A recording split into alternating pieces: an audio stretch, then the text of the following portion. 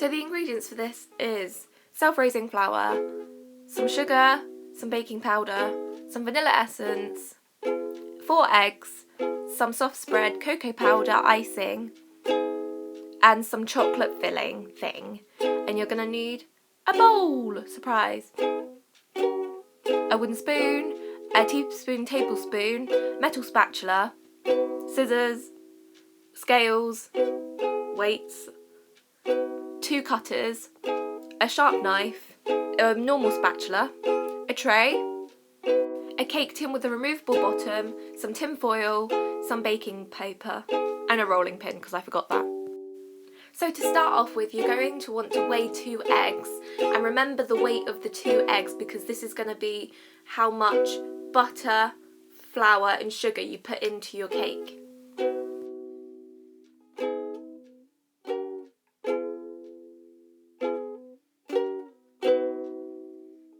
Then add a teaspoon of baking powder and the same amount of vanilla extract. And after this is when I add the butter because it stops everything from getting dirty. And then crack your 2 eggs and mix it all together. Yay for mixing. Try not to get it all over yourself. And when it looks a bit like this, you are done with the first cake. Way! Next you're going to want to draw around your cake tin onto the greaseproof paper so you get a circle so the cake doesn't stick to the bottom of the tin. So you just draw around it and then cut it out, and yes, I am left-handed, which is why I struggled with this bit, because they're right-handed scissors. Then you're going to just pour the mixture in and smooth it round. Use your spatula to help you, and then what I like to do is drop the cake tin a few times because it stops it from getting a little volcano, as I like to call them, on top where the cake splits and it rises a little bit too much. And then put your oven at gas mark 3 and pop your cake tin on a tray and on the middle shelf. Then take it out and put some tin foil on top so you don't burn the top, because by this time the top is done, and then shove it back in for another 5 to 10 minutes. Now you're going to want to take your sharp knife once it's done and it's cooled down for 10 minutes and run it around the outside just so you can take it out easily, and then pop the bottom out like I do, really unsuccessfully. And then pop it down, and I leave it to cool again because it's still really, really warm at this rate. Although don't forget that you're going to have to peel off the greaseproof paper that you put on the bottom. So just gently turn it upside down and just peel it off. And then I like to think I was in the bake-off, so I decided to do the tray wafting. Now take your bigger cutter and press it in to the middle. And then my cutter was too shallow to go all the way through.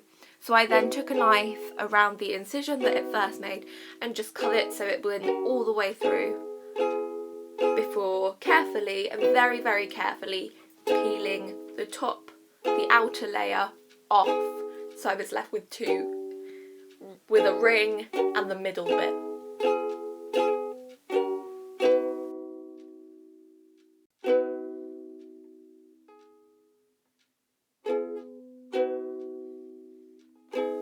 Then you're going to want to take your little cutter with your middle section and just push it through the middle as you do. And then again, this one was still too shallow, so I took a knife and I went round and then carefully pushed the middle bit through. You're going to get crumbs everywhere when you do this, so just be prepared.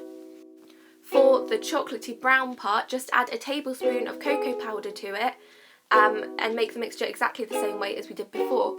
Now, cut out the rings on the chocolate cake like we did before, and then you're going to want to put a chocolate outside, a normal middle and a chocolate centre, and then take your chocolate paste sticky thing and sweep it all over the top, and then you place obviously the sponge big ring, the chocolate middle ring, and then the lighter sponge middle right in that. So when you cut through it all, it's going to make a little checkerboard pattern, which is really, really cool, and no one expects it from the outside, so that's great.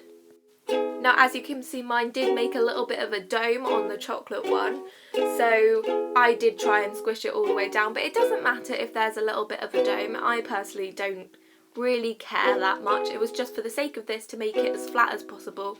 And then if you want to do icing on the top, as I'm going to do, just spread your chocolate I don't really know what it's called, chocolate sticky icing, let's call it that, around the top.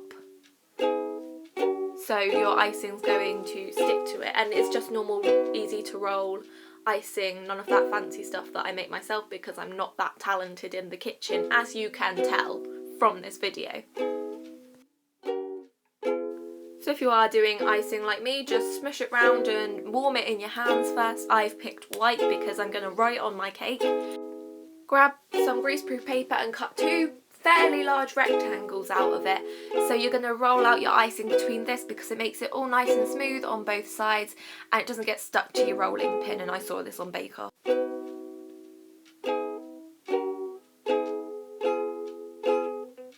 And then you're just going to roll it out as evenly as you can, which for the first attempt for me wasn't very even, so I tried again.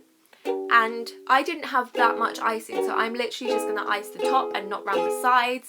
So you can just peel off the top one and then just press it down, and you've got the really worst side doing this. So just neaten the edge as much as you can. And you can now decorate this how you want to. I wrote "Welcome home, Juliet," because my sister was coming home and she's been away for ages. And outside I just rolled up little balls of blue icing. And this is what it looks like, the final product. Yay!